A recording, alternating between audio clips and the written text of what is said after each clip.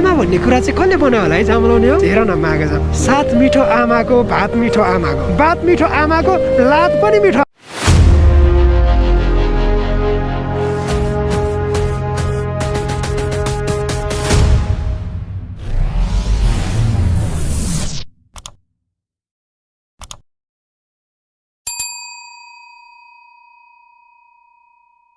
आमाको त्यतिकै आमालाई भगवान भने त होइन रहेछ नि त चामलाउने आमा भन्ने कुरा चाहिँ कसले बनायो होला है चामलाउने हो हेर न मागे छ